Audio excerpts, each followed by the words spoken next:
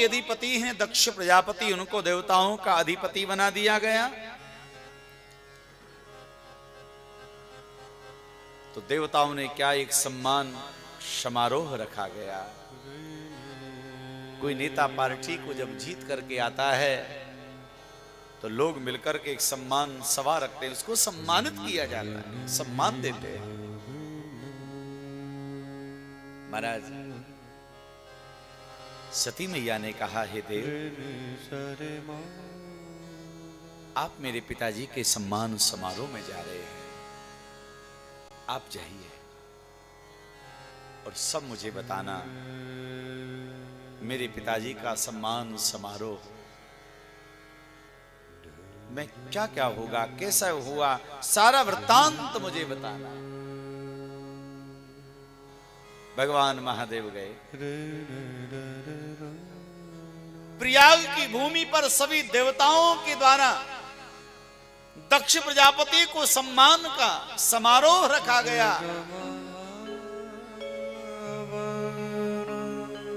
तो निर्णय किया, भाई जितना बड़ा आदमी आए उसके स्वागत के लिए उतना ही बड़ा आदमी रखना चाहिए। तो दक्ष प्रजापति देवताओं के अधिपति हैं, तो दक्ष प्रजापति का स्वागत भगवान महादेव के द्वारा करवाया जाए तो बड़ा अच्छा रहेगा। तो देवताओं ने महादेव जी को कहा,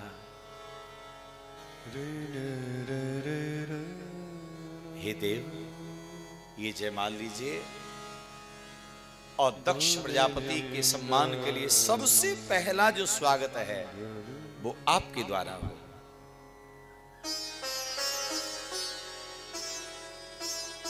भगवान महादेव द्वार पे खड़े हो गए। दक्ष प्रजापति के आगमन का इंतजार हो रहा है, प्रतीक्षा हो रही है।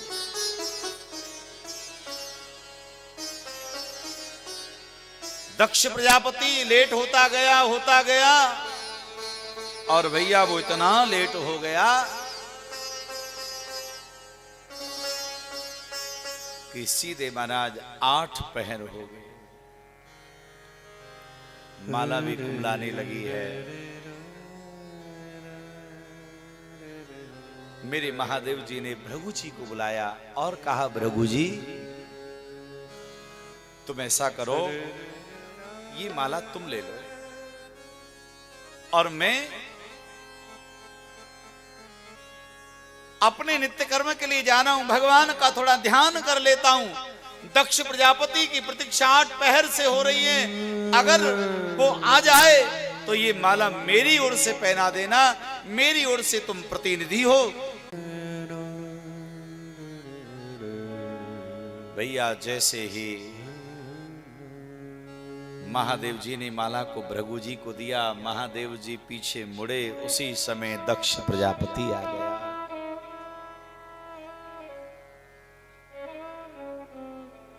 दक्ष प्रजापति क्रोध में आग बबूला हो गया, मेरा अपमान हो गया है। स्वागत के लिए महादेव को यहां पर नियुक्त किया गया था,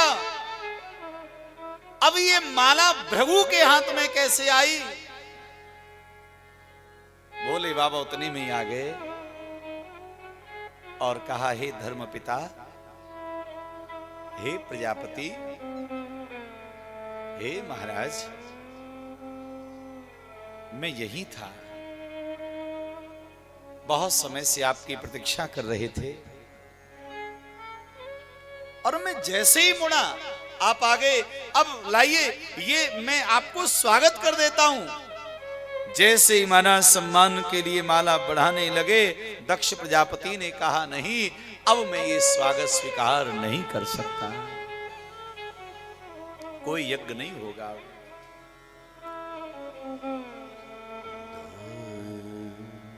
बार बार उन्होंने विनय करने लगे, क्योंकि यज्ञ के द्वारा ही संसार का, देवताओं का कल्याण होगा।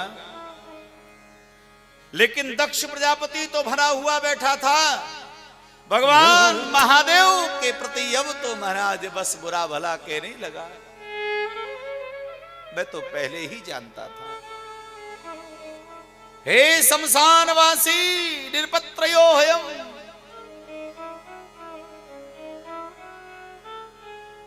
मैं तो पहले से ही पछता रहा हूं सती को प्रदान करके।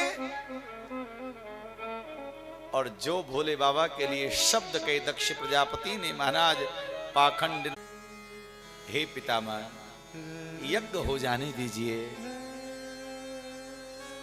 दक्ष प्रजापति ने कहा यदि यज्ञ होगा तो महादेव नहीं रहेगा और महादेव रहेगा तो यज्ञ नहीं होगा, निर्णय आप कर लीजिए। जो दक्ष प्रजापति ने कहा और आज तो दक्ष प्रजापति ने सारी हदें पार कर दी। रुद्रो यज्ञ बहिष्कृतो में, हे महादेव मैं यज्ञ से तुम्हें बहिष्कृत करता हूं। आज के बाद यज्ञ में तुम्हारे लिए प्रवेश नहीं होगा। दक्ष प्रजापति को क्रोध आया, महादेव को आज शाप दिया, लेकिन धन्य है महादेव, महादेव कुछ बोले नहीं।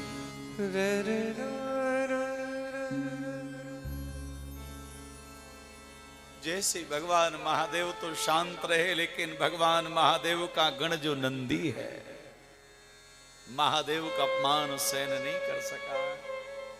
नंदी सामने आ गए और कहा दक्ष सावधान, सवाल कर बोलिए। रे रे सटा महामूनो दक्ष दुष्ट मते त्वया, अरे तू महादेव जी को यज्ञ से क्या बाहर करेगा? मेरे महादेव का तो एक नाम ही करोड़ यज्ञ के बराबर है। एक बार शिव का नाम निकल जाए, करोड़ यज्ञ का पुण्य तो तत्क्षण प्राप्त हो जाता है। तो होता कौन है शिव को यज्ञ से बाहर करने वाला? और याद रख, तूने महादेव का अपमान किया है, मेरे शिव का अपमान किया है। जिस मुंह से तूने शिव का अपमान किया है, तेरा सिर ही नहीं रहेगा और तेरा यज्ञ विध्वंस हो जाएगा।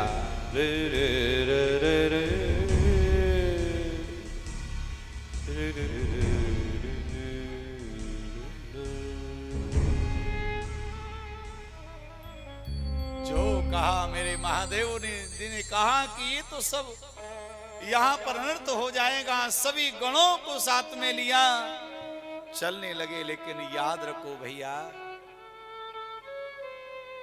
कुछ लोग ऐसे भी वहां पर बैठे थे, महादेव का अपमान हो रहा था और वो बड़े खुश हो रहे थे।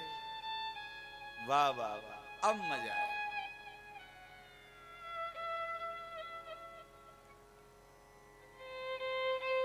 मेरे महादेव अपने गणों को लेकर के कैलाश की ओर आए। सती मैया प्रतीक्षा कर रही हैं, मेरे महादेव आ रहे होंगे। मेरे पिताजी के सम्मान समारोह में गए हैं, कितना सम्मान हुआ होगा पिताजी का। मैं आज एक एक बात पूछूंगी महादेव जी से।